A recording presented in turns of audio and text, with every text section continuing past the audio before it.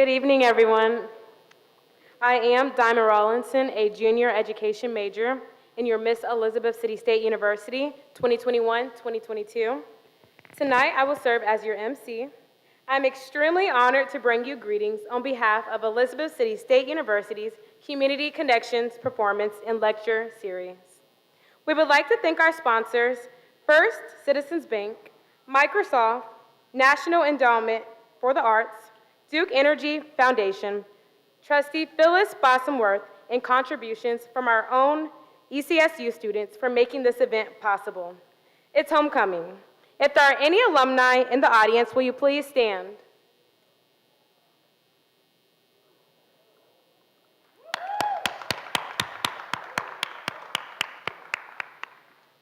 Thank you.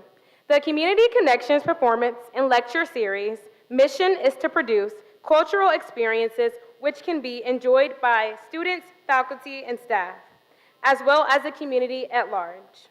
This evening, we will continue our 2021-2022 series with actress and television personality Claudia Jordan and the general manager and head of programming for Fox Soul, James Dubose.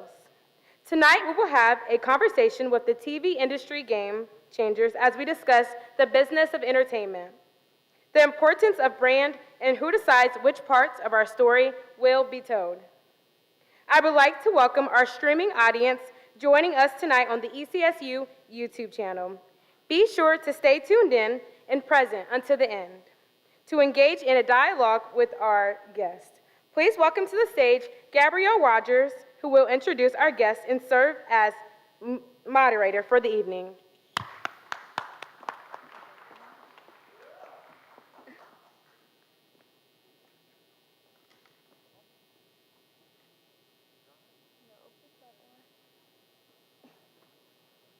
Well, good evening. We're having a little technical difficulties, but you can watch the screen for a little brief video.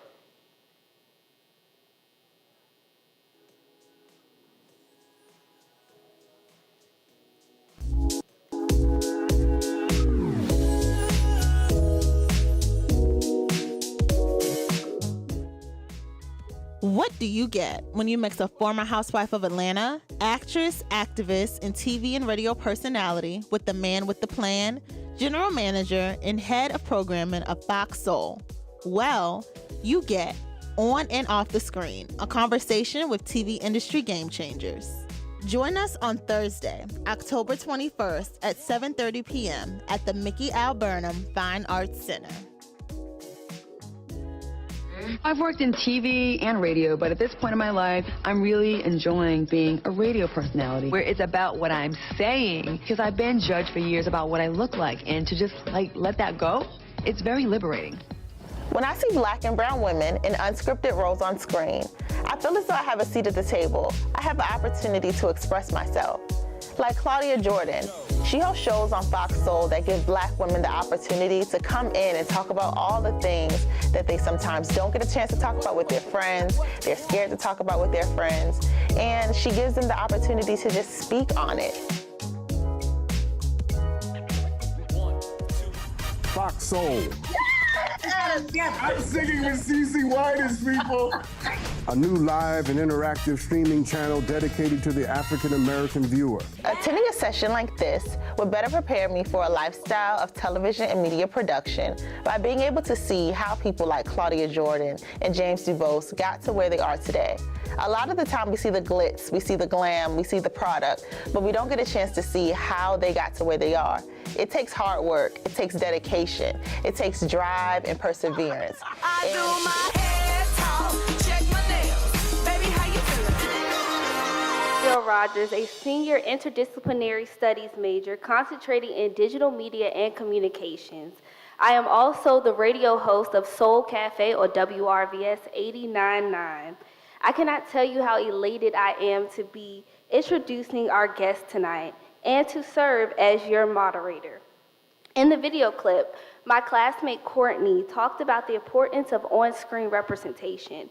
Tonight I get to sit in the unconventional living room of two game changers who not only represent us on screen, but sit at the table talking table making the decisions about the representation.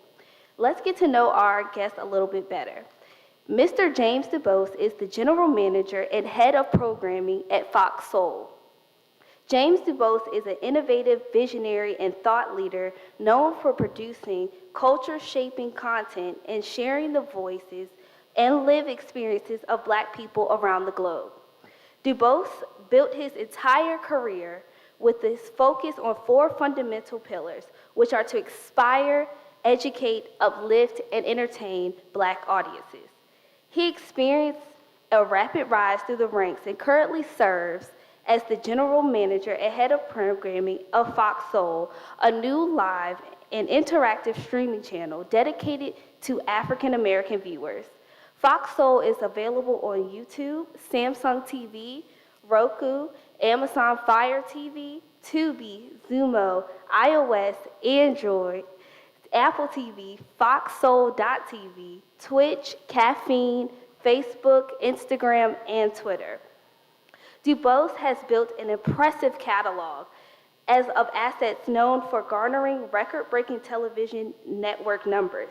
He executive produced the syndicated entertainment show Dish Network, E-Network's Wags Atlanta, as well as the hit projects under his Dubose Entertainment banner, such as Kevin Hart's One Mic Stand, Keisha Cole, The Way It Is, Monica's Still Standing, Tiny and Toya, Toya, A Family Affair, Trey Songz's My Moment, The Michael Vick Project, Hell Date, and Comic View, among others. Dubose has also started to take his innate storytelling and creative ability to the theater and currently has films in development with Grindstone Entertainment, Lionsgate. Let's get to know a little bit more about Ms. Claudia Jordan. Ms. Claudia Jordan is an American talk show host, actress, model, businesswoman, and reality television and radio personality. She is known for appearing as a model on the U.S. version of Deal or No Deal and The Price is Right, and for competing on seasons 2 and 6 of Celebrity Apprentice. Jordan appeared on the Bravo reality television series, The Real Housewives of Atlanta, for its 7th season. She has worked as a journalist at the Providence American newspaper and in production at the Boston television station, and was a co-host on the nationally syndicated Ricky Smiley Morning Show. This experience landed Claudia to have her own show on Fox Soul, Out Loud with Claudia Jordan. Due to this success of the show, she was able to branch out and start another show where she is currently the lead host on Cocktails with Queens alongside co-hosts Lisa Ray McCoy, Vivica A. Fox, and Salida Johnson, which is also on Fox Soul. Tonight, we're going to have a conversation as if we were at home because it's homecoming. Vikings, help me welcome to the stage James Dubose and Claudia Jordan.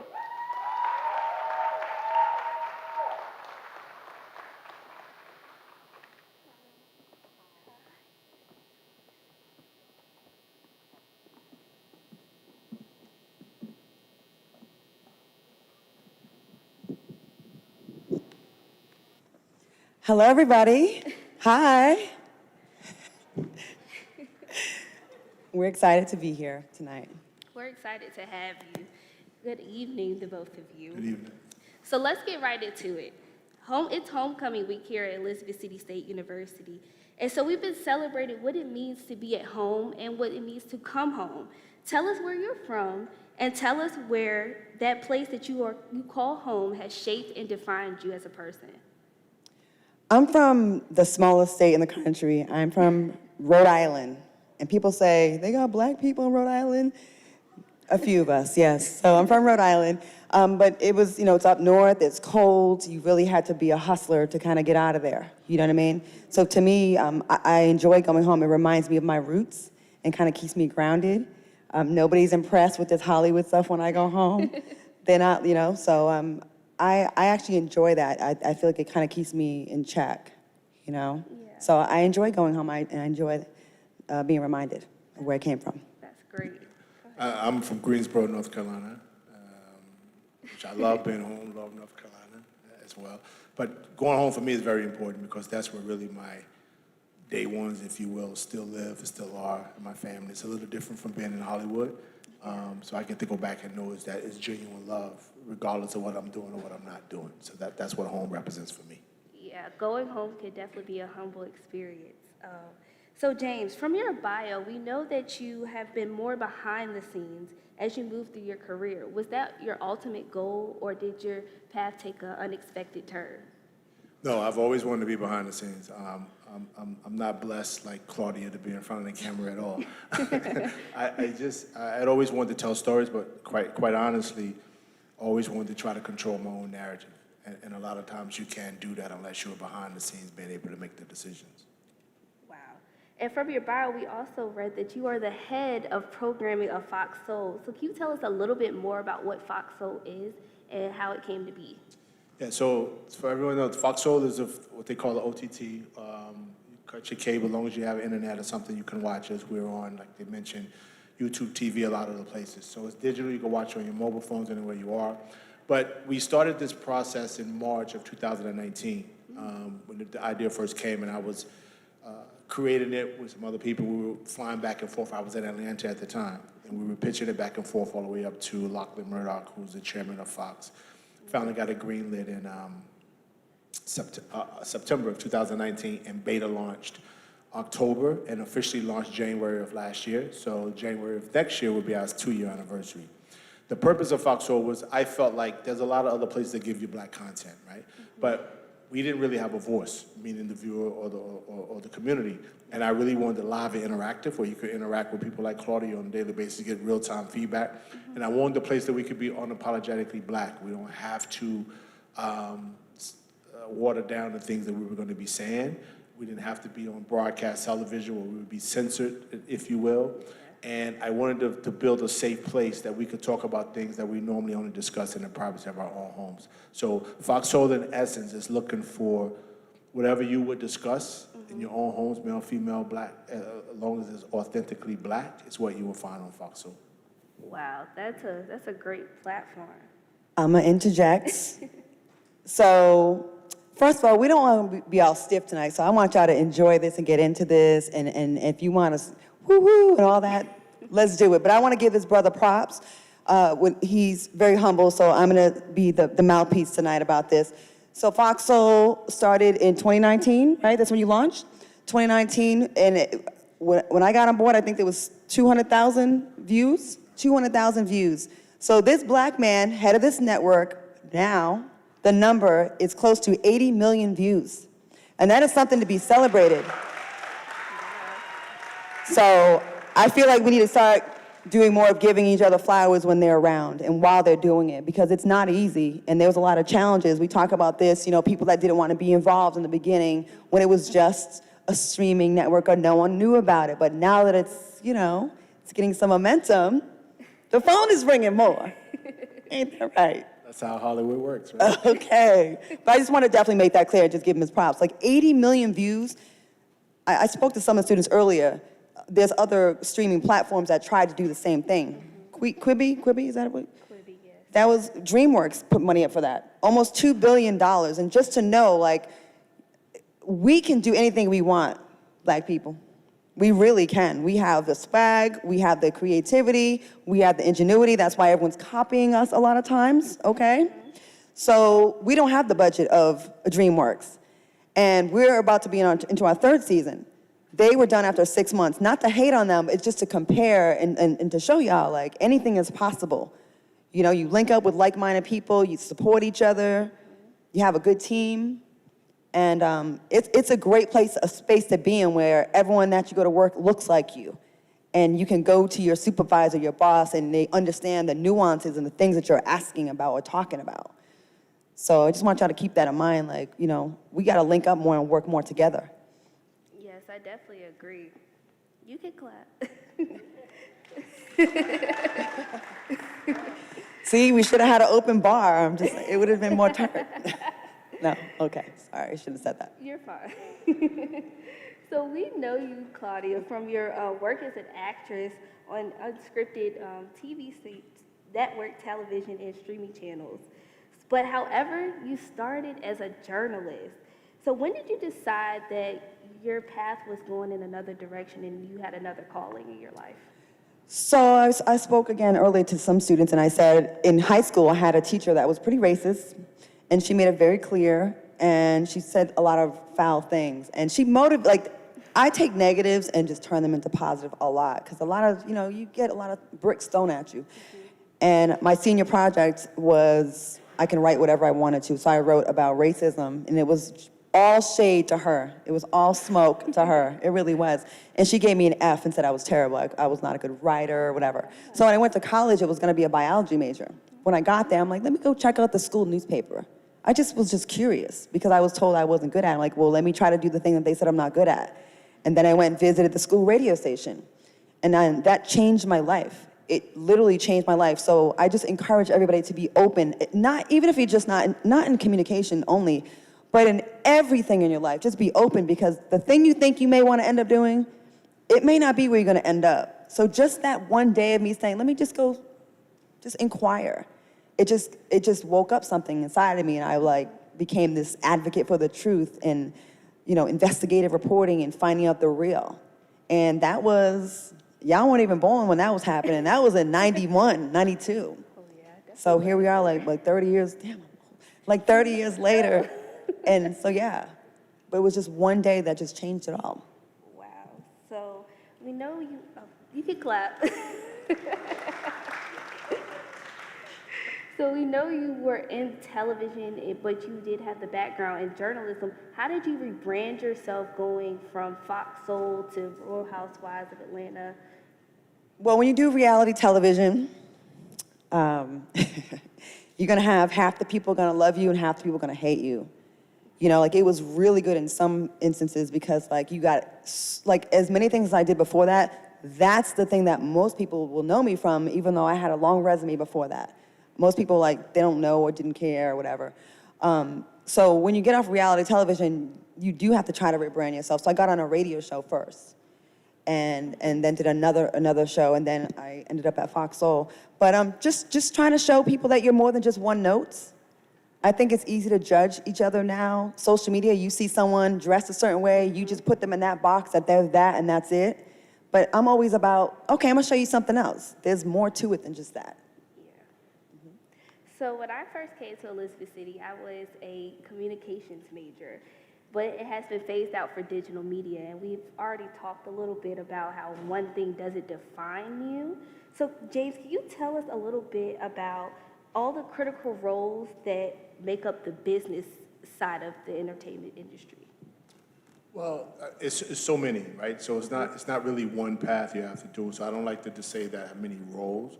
The key is obviously you have someone like myself, you have someone like Claudia, you have a lot of brains and smarts that go behind the scenes you don't ever see. We can go on for days for the type of positions they are.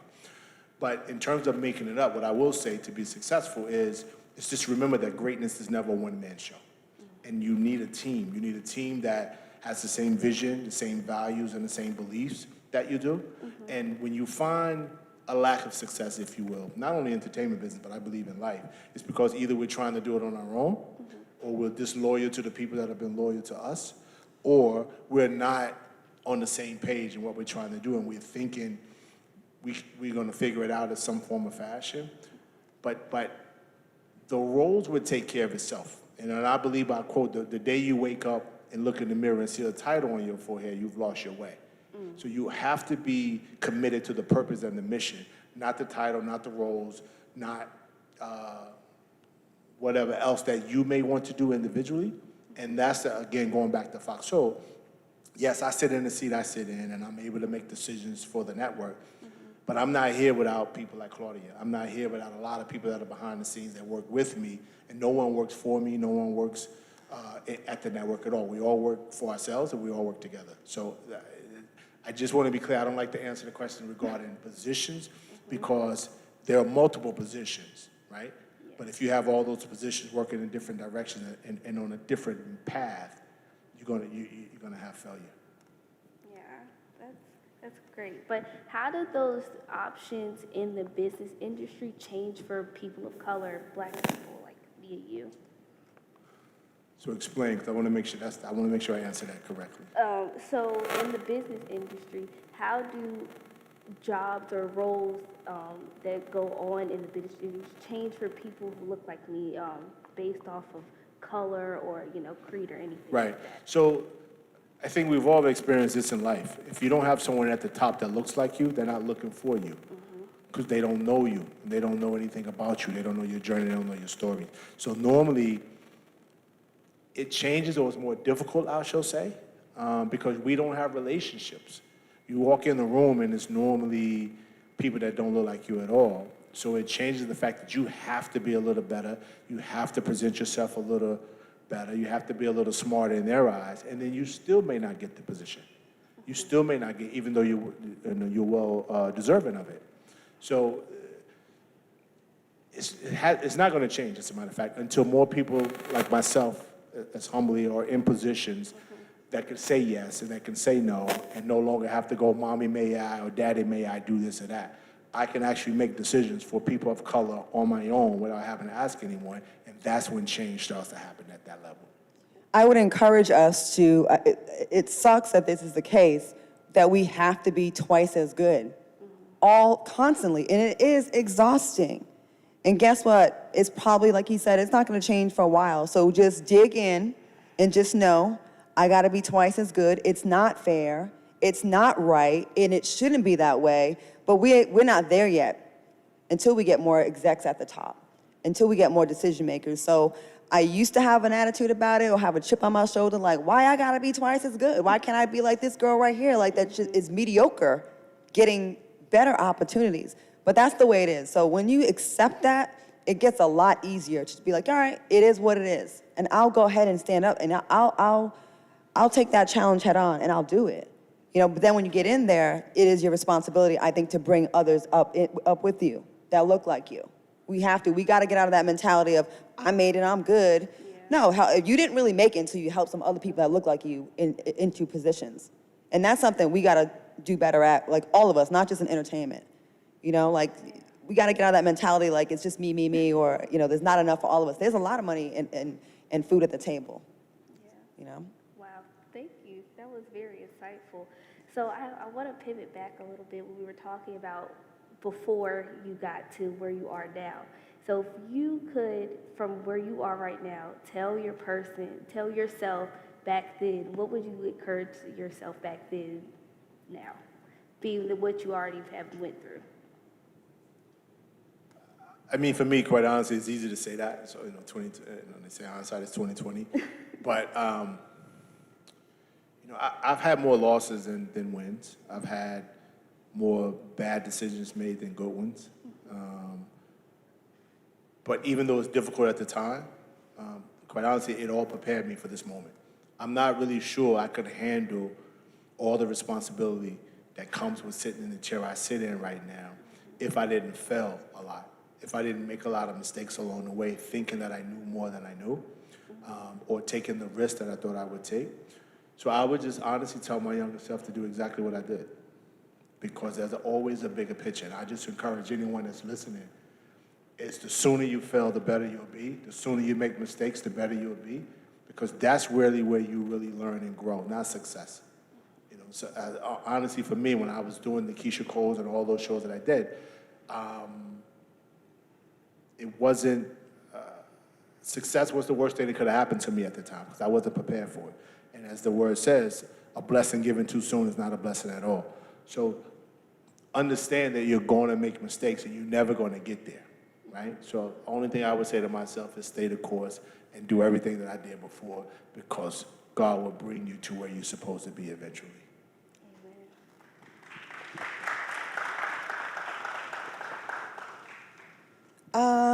Let's see. What would I tell my younger self? Stay out the casinos. No, I would probably say to not wait.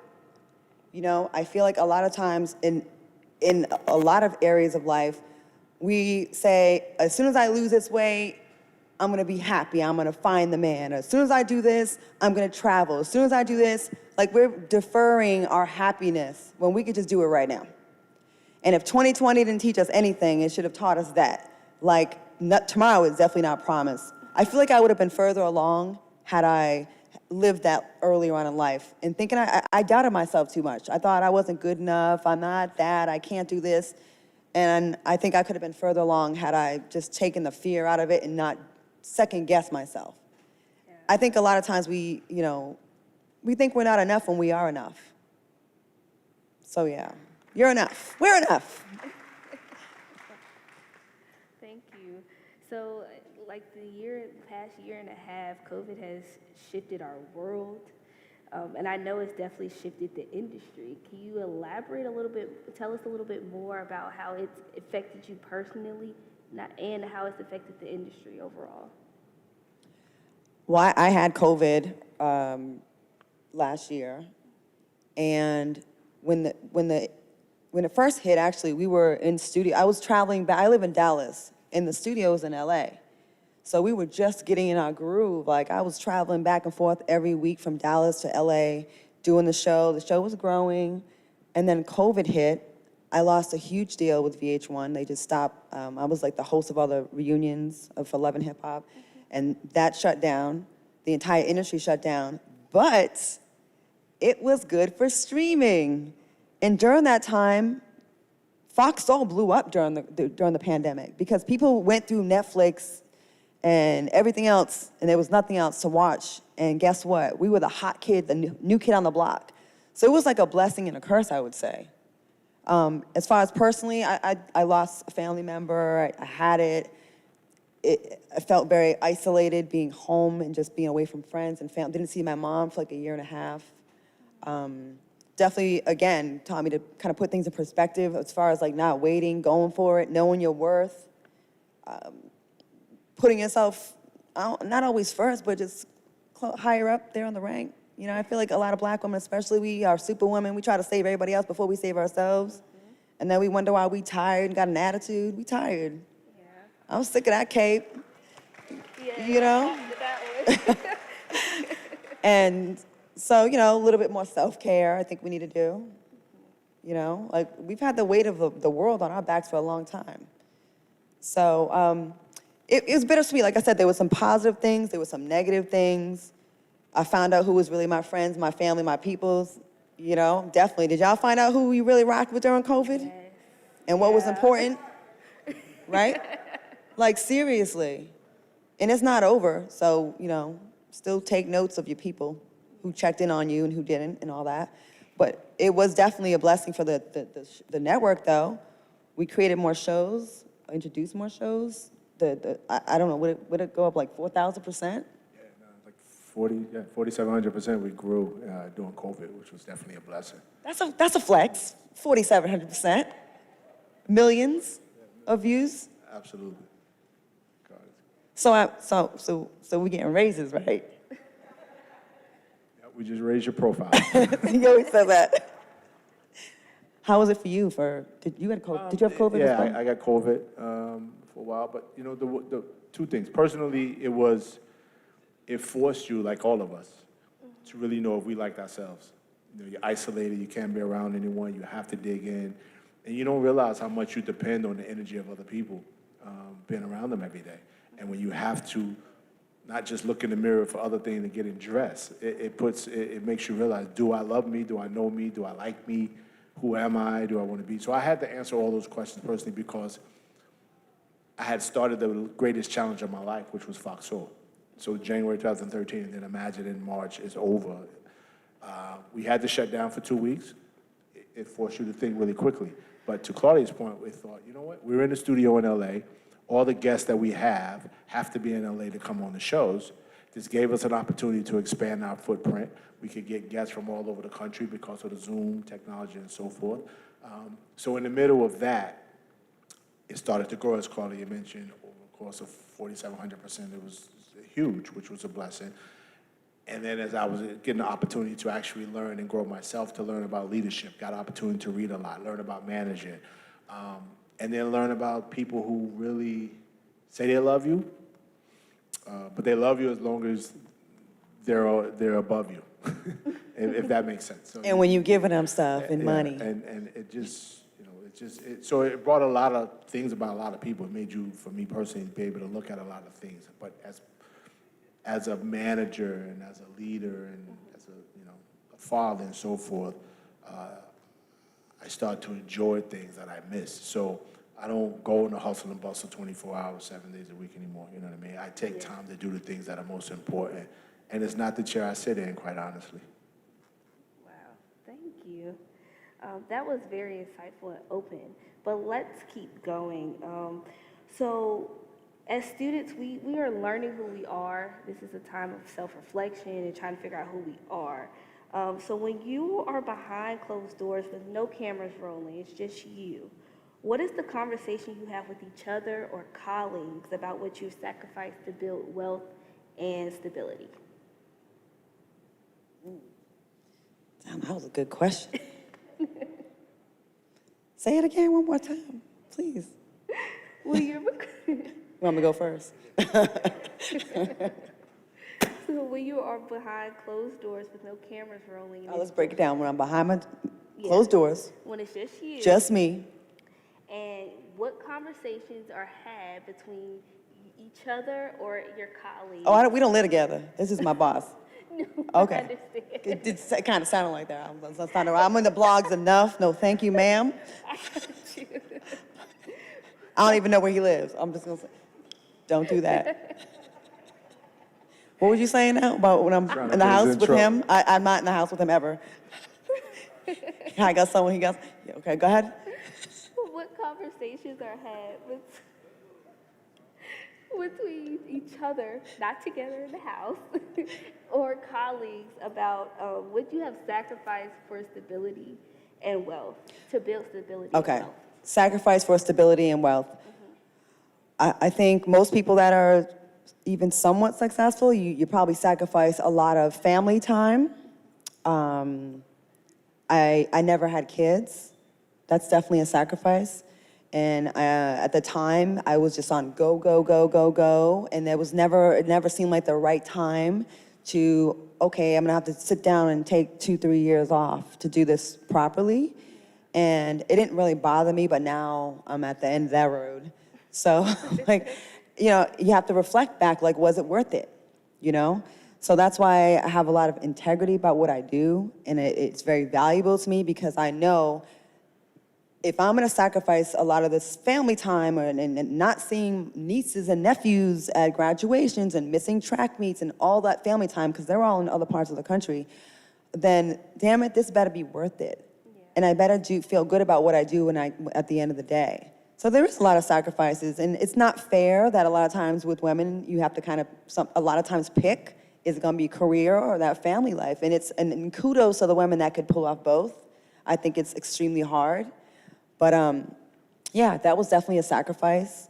Sometimes friendships, when you're in entertainment or sports, you have to pick up and leave sometimes with a week's notice and say goodbye to everyone. And that could be a very lonely existence. There was a time I was on an airplane every 2 or 3 days, going somewhere else. So it's hard to have relationships like that. It's hard to have, be a good friend to your friends. Mm-hmm. So yeah, there's a lot of sacrifices in this. So it's not for everybody. I think people see the finished products. Yeah. They see it on the red carpet, they see the fun, the glitz, they think it's just, but there's a lot of sacrifice in this where, I remember being on a Greyhound bus 3 times a week from Providence to New York, going to modeling agencies, getting rejected every single week for like a long time, And that's when you're tested, when things are rough like that. Do you really want this? Do you really want it? Do you really want it where you're gonna be uncomfortable and you still wanna do it? Or do you only want it when it's easy? I meet people all the time that say, I wanna do what you do. And I go, what do you wanna do? I wanna be famous. You just want the famous part? Because you can be famous right now by going online and being a meme or doing something silly online. But do you love the grind? Do you love talking to people? Do you like getting no sleep? Do you like being rich and then poor in the same year? It's that kind of stuff. And before people get into this business and really think they want to do it, you got to really know that you love communicating. You love talking to people because it's not for the faint of heart. It's really not. But when you get there, it's pretty cool. So, and for me, just the conversations, I would say, is the pandemic really taught, I think all of us, but especially me a lot, that I never ever want to have one source of income. Because if that breaks down, you're in trouble. And I think it taught us that, right? So it's what do you continue to do what you love, but also build multiple revenue streams with that. The second part of that is you think about money a lot because you lose a lot of money in the pandemic. You see a lot of people losing jobs, houses, homes, a lot of things. And so it made me go just that much harder, honestly, to make money, but not for the sake of money. It's for the freedom that comes with money. The freedom to be able to help people when I need to help them, when they really need help. The freedom to be able to say, don't you stress yourself. I got this for you until you can get back on your feet. Those are my two main things that even to this day, that's all I'm focused on. Different revenue streams and making money so I can have the freedom to do what I want to do and not see so many people struggle ever again. Wow, thank you. That was, you can clap. You can clap. So we talked a little bit earlier about the entertainment industry, and I had a question. So when it comes down to sitting at the table with, the big ups and, who comes to the table, who's in the room to make those decisions behind the scenes that we don't see? We just see the finished product, but what happens in those rooms? What are the conversations that happen in those rooms? Type of You're looking at us. We're in the rooms right now. We're at the table. Us. Black people are at the table right now. That's right. No, that's you're looking at it. That's where we're at. So the decision is, honestly, do we do this for our people? A lot of times people want to be on TV and they want to sit at the table, they want to pitch you shows, but it's for vanity reasons, quite honestly. And we're building this thing truly for the culture. If you don't entertain, educate, and inspire us, if that's something you're pitching to me and it only has an entertainment factor to it, it doesn't matter. But also, for me, and I'll let Claudia speak for herself, sitting at the table is trying to build other me. I can't do this forever. I don't want to do this forever. If I'm not lifting as I climb, I'm doing everybody a disservice with myself, starting with myself first. So that's the conversation at the table. Now, the other table that you may be speaking about, when I have to go there by myself and there's 10 people at the table that don't look like me, don't understand me, don't know my journey or my story, and I'm pitching them on our culture, I don't compromise on that. You're not going to tell me what it's like to be black. You're not going to tell me what it feels like to be black, and you're not going to tell me what I should do because I'm black. So the smartest thing I could ever do at that table when those conversations come up is get up and leave, because no is a strong word if you're standing on your principles, and that's what you should do as a culture, I believe. Can I ask him a question? Go ahead. Is it hard, because I'd be feeling bad for you when I know you have to go into those other tables, the tables that I'm not invited to, but the tables you're invited to, and you have to go in those rooms with those them old white men that control, they're all family and all that.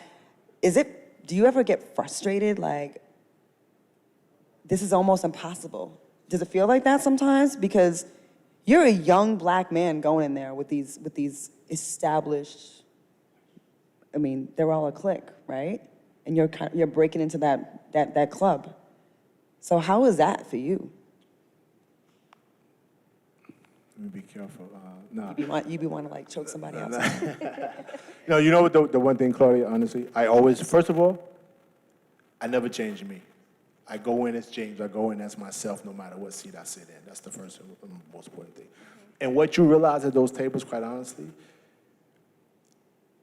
if you really believe in what you're doing and you believe in what you're telling them, eventually they'll start to believe as well. They don't want to say no quite honestly, but they do want to say no, let me be clear.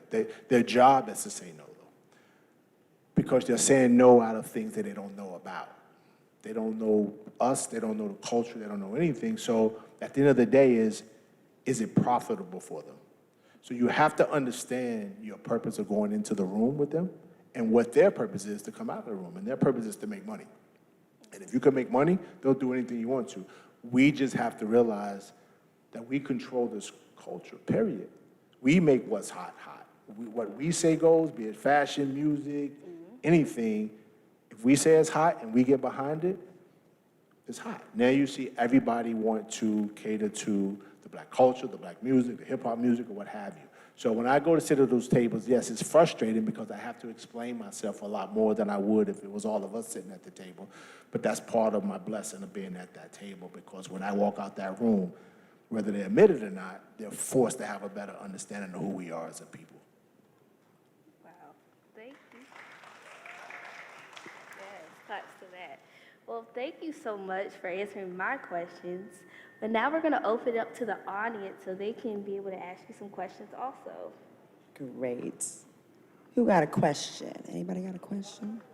You got a question? Do you need a microphone over there, or are you good? We probably need to have a microphone.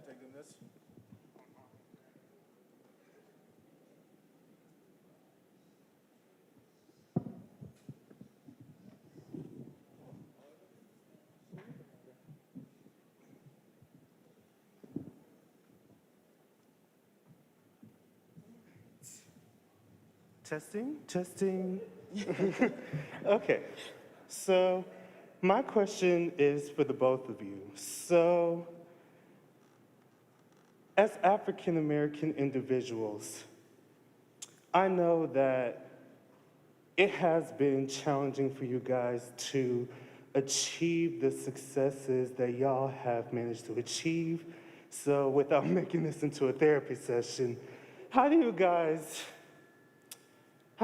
manage to maintain your confidence, whether if you've gained it, whether if you've lost it? How do you guys manage to keep or gain your confidence throughout your journeys with where y'all are now? Because what you guys mentioned earlier about, just having self-doubt and everything, I struggle with that, especially I had an emotional breakdown earlier about my own future. So just how do you guys manage to just keep your confidence or gain it if you ever lost it, for both of you?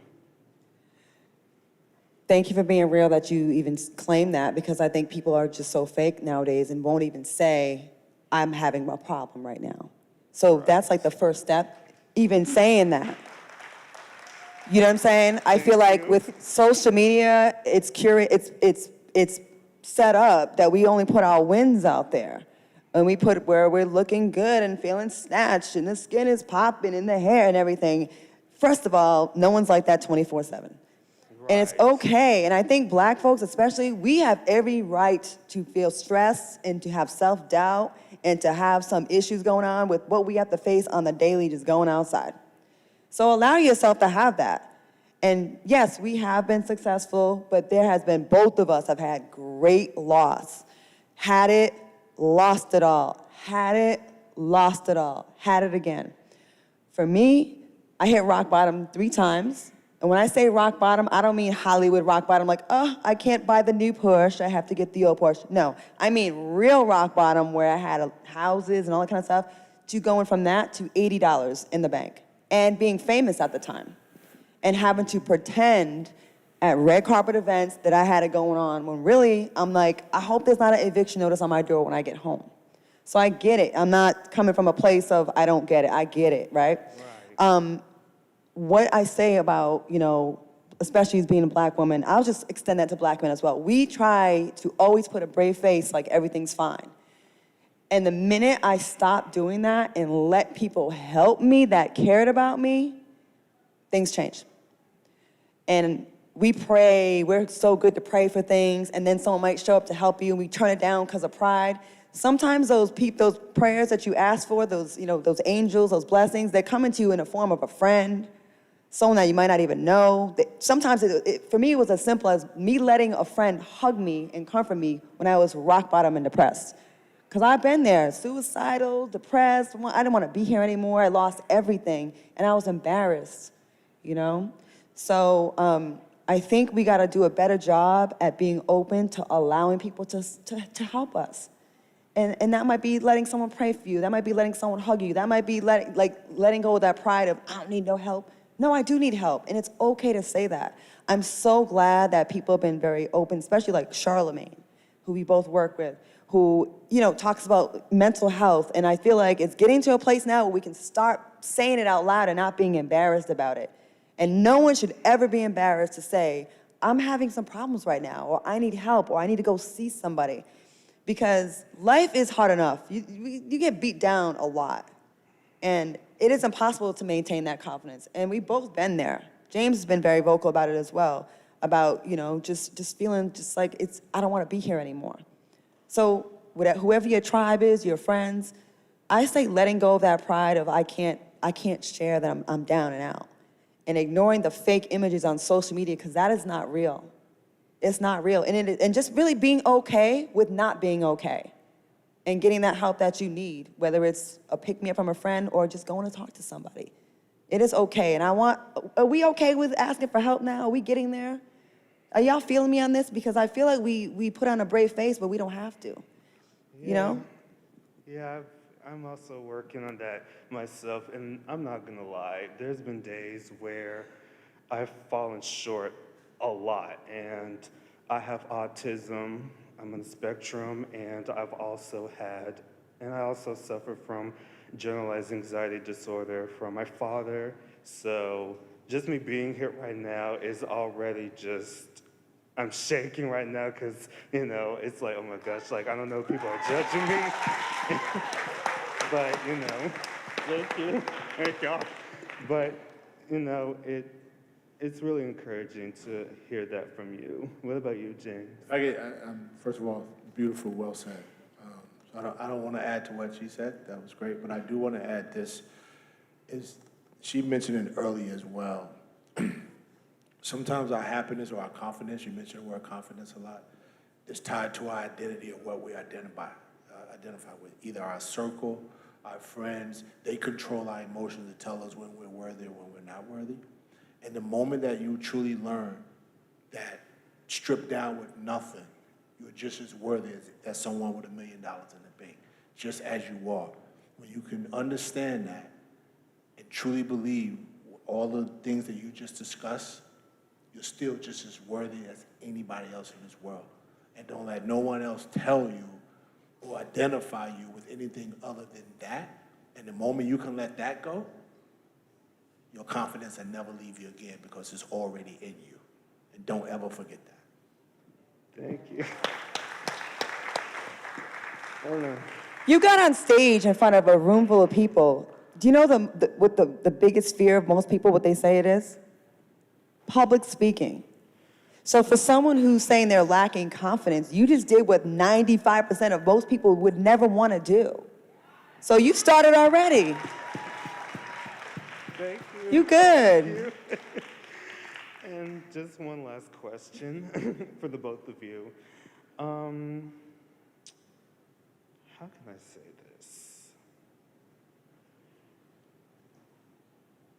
As both of you are well aware of, we know that with all of the adversities that's constantly thrown at us as African Americans, there is truth that there is a disconnection within our own community where we are constantly hurting each other. We're tearing each other apart. We're, the first community or the first ethnicity to judge other people at the drop of a hat over anything.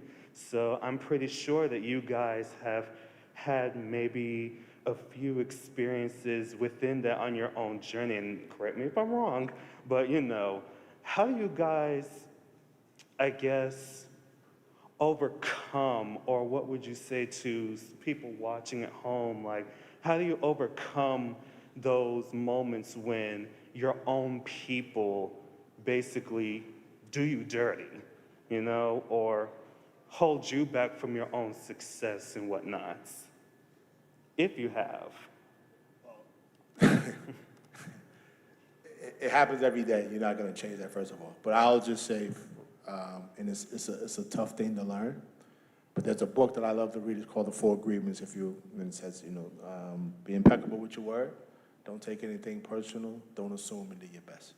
I'm telling you, if you really follow those rules, anything someone does to you, you don't take it personal because it's not about you anyway. It's about them. All they're doing is showing the reflection of what their life is like, but you start to take on that energy. So I had to learn as well that that's really not about me, and don't take it personally. It's tough to do, but that's the main thing in this world. We think everything is about us, and it really isn't. It's just a reflection of what they do. When you are happy, they say hurt people, but if you're truly happy with your life, you won't even talk about people. You won't hate on people. You ain't got time to hate on people because you're too busy loving your life. So understand that. Well, James, you're a little more evolved than I am. I'm not there yet. I'm a work in progress. I'm trying. I'm trying to not clap back every time someone comes on my Instagram page being mean to me. But I will say it does hurt a lot more when it comes from our people. Because I'm like, damn, like we all know the kind of struggles that we have to deal with on a daily basis. And I will say some of my worst media and press has been from Black blogs. And I hate it, but if I quit and just write everybody off, they win. So I don't. So when I make it, I really put an effort into, when I meet people, they're gonna be like, you're nothing like the person that I read about over here. You're not what they said you are. And eventually, enough people will see that. So what I would say is, I mean, what James said, happy people don't go around doing that to people. You know what I mean? Like, I used to think that the people that would criticize me were doing better than me, were prettier than me, had more going on than me, was popping. And then I would go to their Instagram page. And then I felt better. Now that's shady. Going in there and just being like, just as I thought. Right. Trash. Yeah, again, when you're in a good mood and you're happy, you're in love or whatever it is, you want everyone else to be happy too. You want everyone to feel that. So, I mean, again, I'm a work in progress. I would listen to James instead of what I just said. I appreciate that. Thank you. Thank you both. Good job.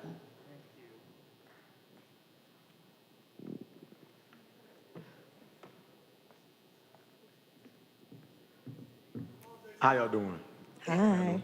So my question is for Mr. James. So my question is, in what ways did you lift as you climbed throughout your career? That's a good question. Well, I think somebody asked me, I did an interview the other day, and someone asked me what I wanted my legacy to be. And my answer was I wanted to be looked at like a tree with many branches. And that branch represents somebody that I've had a small hand in bettering their lives and the lives of their family. So I think the best way I can answer that is there are people that I can look to that say thank you to me. First of all, praises due to God, that I'm in a position to have my blessings be a blessing to other people. But the fact that giving people opportunities that their resume may not say they're deserving of, or giving people chances to even communicate with me on social media, because I don't really respond. People in my position a lot of times don't respond. I make a habit of just responding because it may be that one response that'll change your life. So I can never say how I've lifted as I climb, but anything I do, I don't just think about myself anymore. So that's the best thing I can tell you right now. Thank you, sir. And Ms. Claudia, I have one for you. So what challenges did you face throughout your career, and how did you overcome that? I was really insecure. And I still battle with it a little bit. I just act like I'm not, but really insecure. So I had a hard time accepting positive feedback. I didn't think I was good enough a lot of times. I don't know, it just was just a lot of self-doubt. And then I entered the one business that tears you down the most, you know what I mean? So that was definitely a challenge. I was a model for a long time and I didn't want to speak out loud, you know? So I was talking earlier about, I think when you're afraid of something in your life, or you think something scares you, that is the thing you should go try to do the most. Go try to overcome it. And then you kind of feel a little bit more invincible, you know? So like, yeah, definitely just a lot of self-doubt. I remember I didn't have the most supportive family. It was like 50-50. Some were supportive and some weren't. I remember telling one of my relatives when I was little that I wanted to be a scientist. And she's like, you ain't gonna be a scientist. You're gonna work at McDonald's like the rest of your cousins.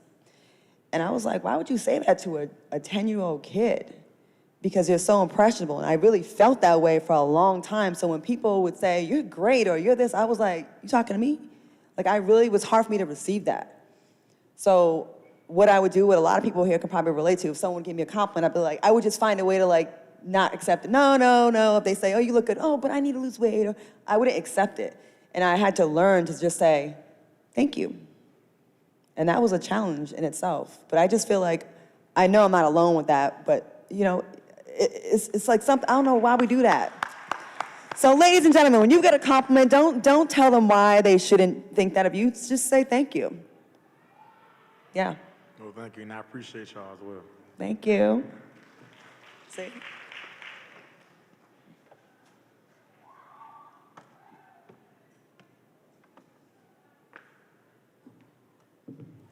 A question for Mr. James.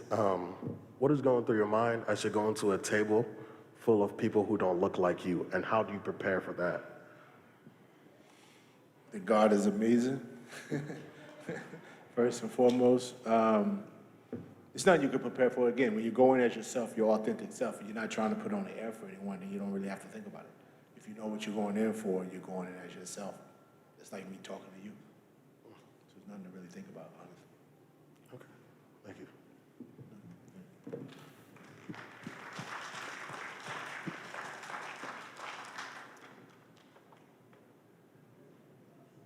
They didn't ask any scandalous questions. It's amazing. So polite down here in the South. I love it. Well, okay. The floor is still open if you would like to still ask some questions. Yeah, don't be shy. Anybody else? She got a question? Oh, he got a question.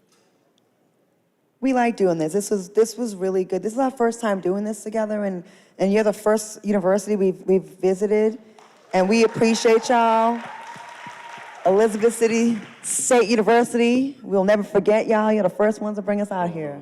So thank you. How y'all doing? I just had a question. So how do you separate who you need to be, like when you're out in public and doing those sort of events and being out in Hollywood, from who you really are? Oh, I don't separate it at all. It's too hard to fake that. You get caught slipping and you'll look like a fraud, so you just have to keep the same energy wherever you go. Keep the same energy, and people will say, oh, you're just like you are on television. And instead of being like the turn off and the turn on and turn off, we've seen those people, right, where they code switch, or they one way around these people and another way around the other. That's not, how can you keep that up? Right. So, I mean, I try to be a little more polished on TV, but for the most part, I'm the same person, you know, in all scenarios. Say it again, I want to make sure I heard what you said. So just how do you separate who you need to be, like when you're out in public? So whenever you're doing Hollywood sort of events, whenever you're in those kind of meetings, how do you separate who you need to be in there from who you need to be at home with your family, or just around yourself? There is no separation. Like I was just telling the young man that was up here before. I walk in the room as myself. Right. No matter what room I walk in. And either you have to decide if you like me or not. But I'm not gonna change because I still gotta look at myself in the mirror. And I never wanna die 1,000 deaths. I just wanna die one time. Do you feel like it's more pressure to just be yourself? Do you feel like it's more pressure to just be yourself? It may be pressure for them to, or whoever can accept it, because I'm probably more than what they thought of. Right. But it's not pressure for myself to be me. It's easy to be me.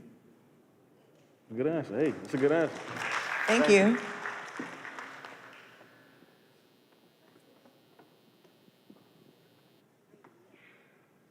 And you got some colors on. You should know that already.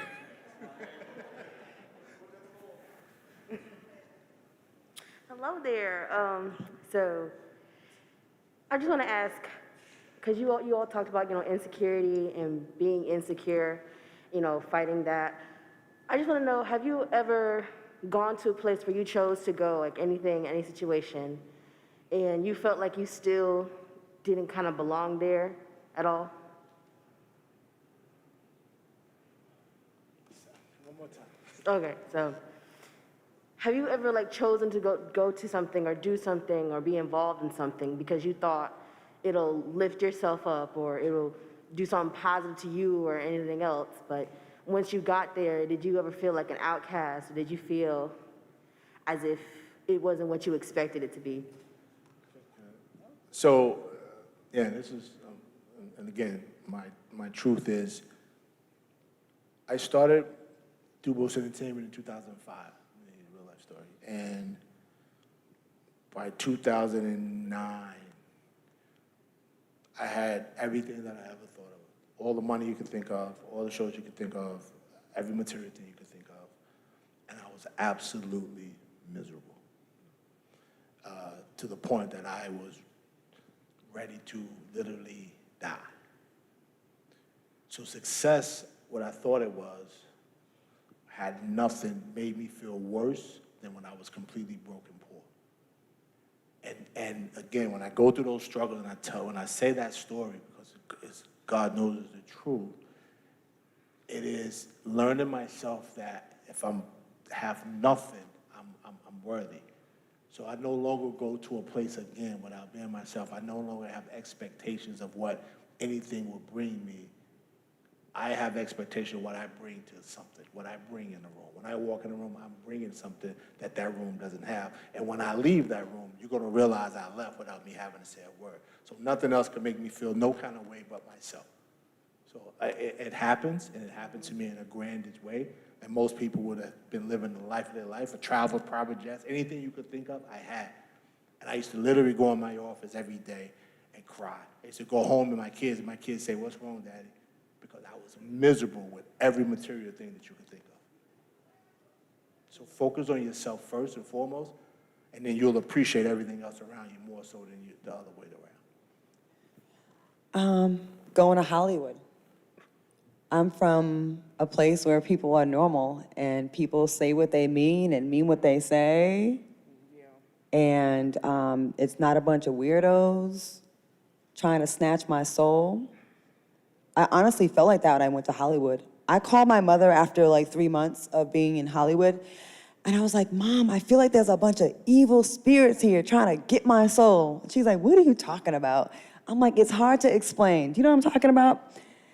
Like, I never been around people that were willing to just do anything for the smallest part on a music video. Like, I got there and I felt like such an outsider. And I had, packed up my bags from Rhode Island to Hollywood. I moved there with $500 to my name. And to get there and feel like, did I make a mistake?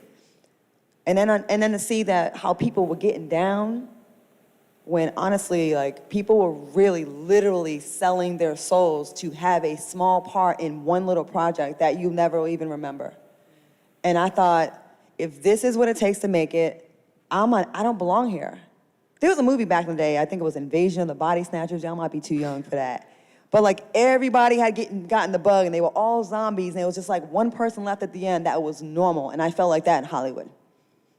So yeah, when you're not going along with the get down, it can feel very, very, very isolating. And what you gotta do is, I just found like a few like-minded people. And it was hard though, because like you gotta go through a bunch of people that you thought were real and they really weren't. But when you find them, just value them and keep them close so they keep you in check and you don't go over to the dark side. Because it's real out here. I know it sounds crazy, like I'm talking about The Walking Dead, but it really felt like that though. You know what I mean? Because we're in an industry that people leave their friends, their families, their loved ones, pack up and leave their entire life just to get a piece of some shine. And I just saw the ugly side of humanity when I went to Hollywood. But I also found the beautiful side when I did find a few loyal, good people out there, and I just made sure to keep them close. Like, I value those relationships. So yeah, it definitely happens where you feel like I'm a total outsider here. Yeah, and I'll just add to that, wherever you feel like that, tell your story, because you never know who you could touch by telling your story. A lot of us think we shouldn't say it or we should keep it to ourselves. Not only is it killing you, but it could potentially kill somebody else that needs to hear a word from you as well. So you see how transparent we are up here, and because that is what got us up here, by finally recognizing and being able to tell our stories. So make sure you continue to tell your story as well, so you don't feel like that ever. All right, thank you. Protect your real ones.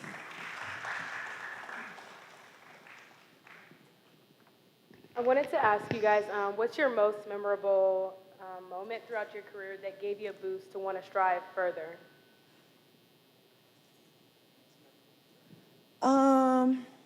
This one's kind of like bittersweet because the person involved, I don't rock with them anymore. So I started my career in Rhode Island when I ran for Miss Teen Rhode Island, and I won. And there was only one black girl in like 46 years that ever won. And then I won Miss Rhode Island, went to Miss USA. So I started my journey really for real in the pageant world.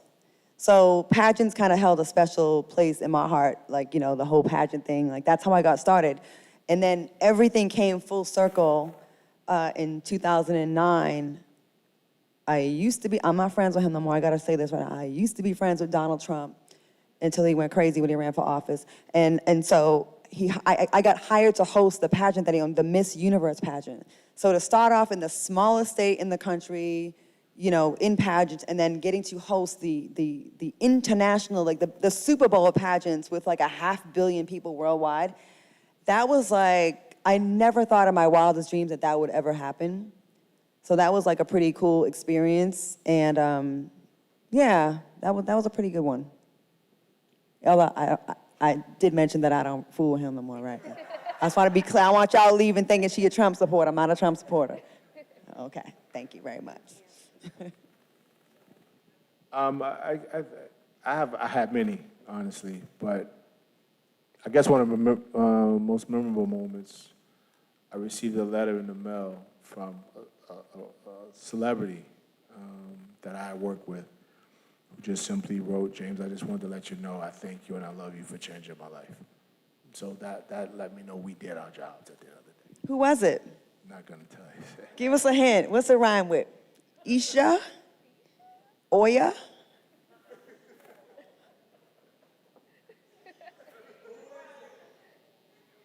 Come on.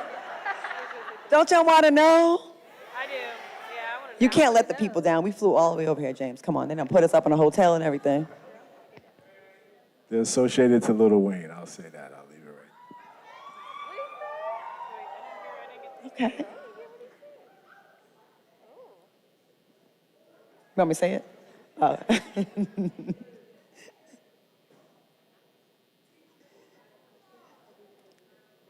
Y'all want some more celebrity gossip stories? The floor is yours, Claudia. What tea do y'all want? So James worked with, you work with everybody. You done gave shows to everybody. I said you gave shows to a lot of people. So who was the nicest celebrity you ever met that you're like, wow, the world? Everybody I ever worked with was fantastic. Oh my God, he lying. He's one of them. You want to do? Do y'all believe that? No. Who was the worst celebrity you ever worked with? Everybody I ever worked with was fantastic. I'm trying to get y'all the tea, y'all. What happened? What about you? Wait. Where's the camera that's streaming? Can you cover the lens and the microphone for a few minutes? Claudia, who's the worst boyfriend you ever had? Who's the worst boyfriend you ever had? See, I have no filter, and you know I'm so tempted to answer because I really, and then I'm gonna be on the blogs tomorrow. Okay. Claudia, who's the worst boyfriend you ever had? I'm gonna tell y'all, because I'm gonna give y'all hints. He's not that famous, though. He was on Who's another. the worst famous boyfriend you ever had? He was on another reality show with someone pretending to be her boyfriend, but he really wasn't her boyfriend, and he lied about his age because he wanted to be a rapper at 40-something years old, and he had no bars.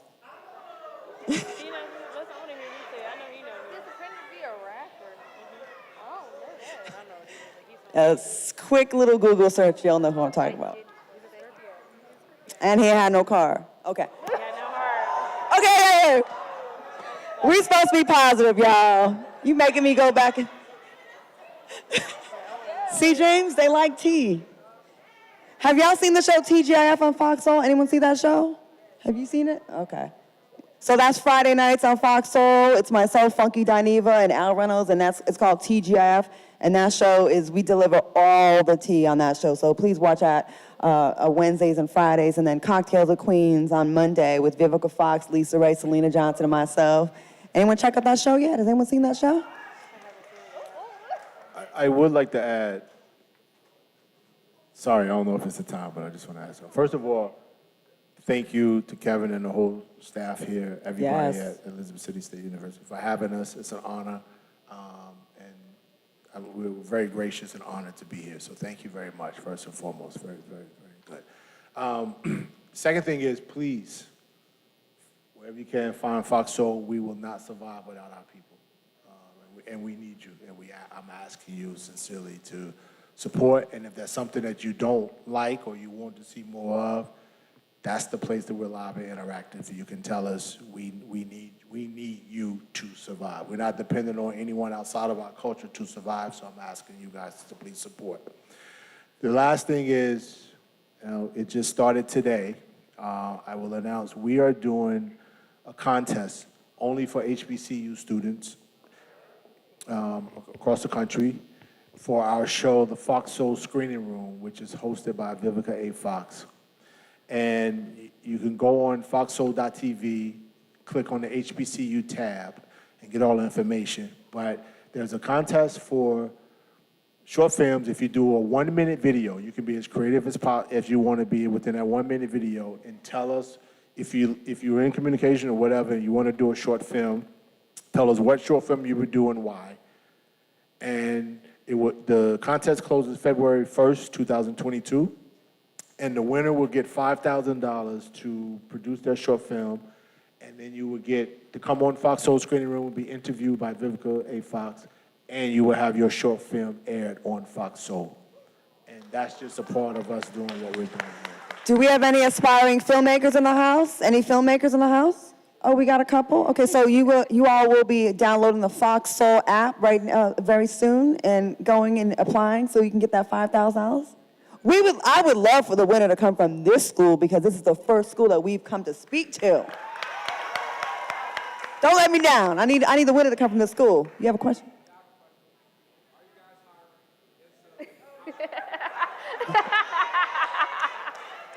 We can't hear you. You gotta go to the mic. I heard him say, "Are you hiring?"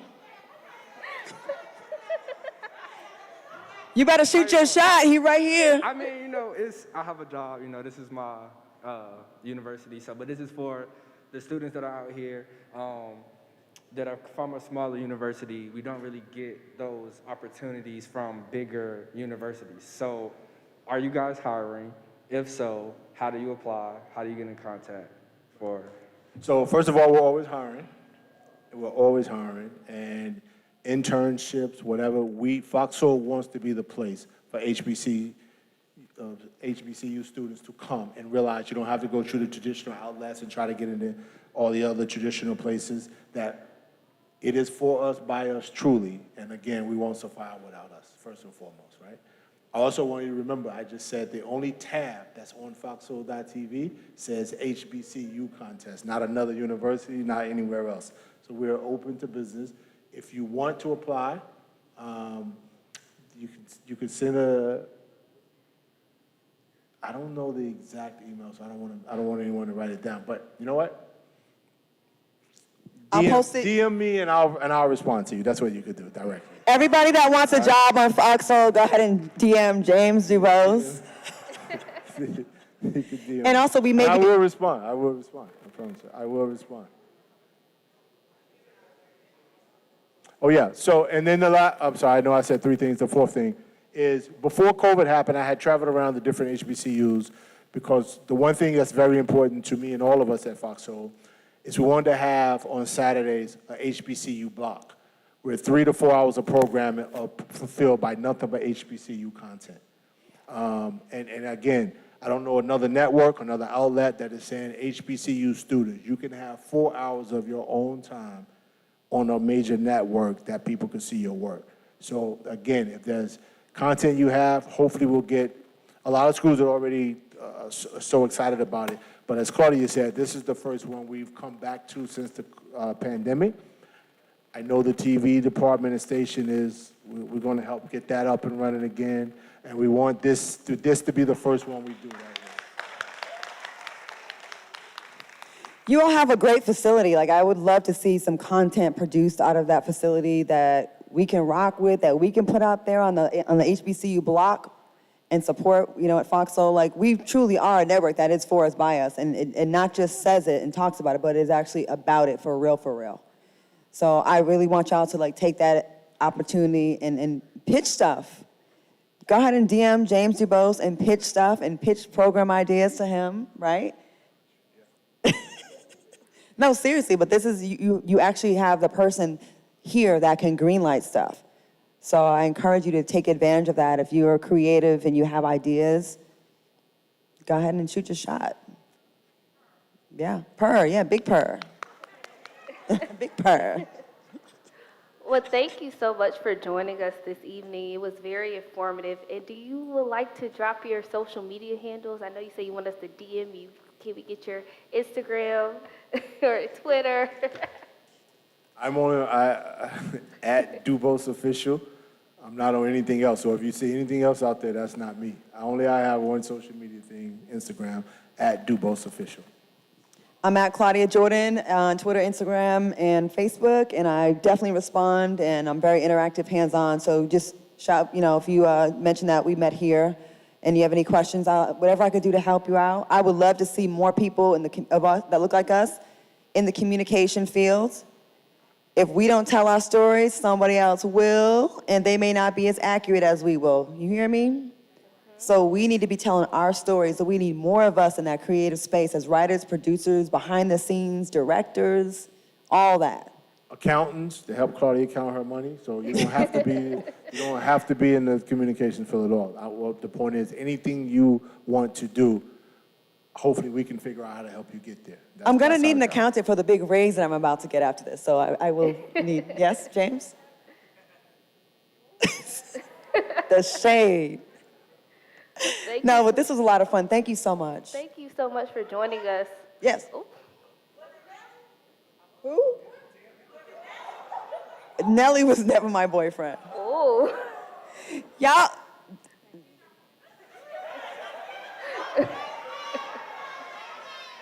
All right, thank you. They don't so put me much. with so many people I just took pictures with.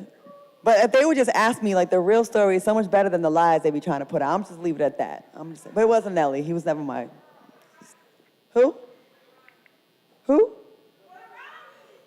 Y'all missed your chance. You missed your chance. I didn't hear what you said.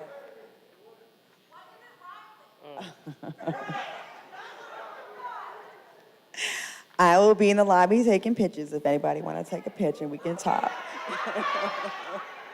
Or wherever. We taking pictures up here or something? No? Oh. A few. Okay. Yes. A few pictures. Yes. So that is a great segue because this has been a picture-perfect day. So can you all please give a round of applause?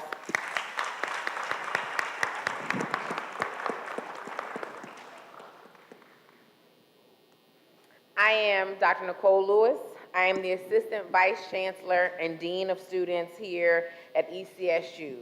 On behalf of Elizabeth City State University and the Community Connections Committee, we want to thank you, along with our sponsors, for tonight, today, and all of the ways that you have brought excellence, gift, and magic to our campus during homecoming. It is our hope for students and for you all that you will return and join us for upcoming community connection events. Please understand that at the end of homecoming weekend, because we would not even attempt to send something to you in the next 48 hours, you will get a brief survey if you have come tonight to talk to us about your experience here, what you've learned, the tea that you are carrying away, so that we know how to bring even more powerful and as equally gifted and magical experiences to you here on our campus. I would like to thank you again and understand that this is just the beginning. We are outside. I am going to bring to the stage for closing and instructions for the next part of Thursday evening, our Miss ECSU, Diamond Rollinson.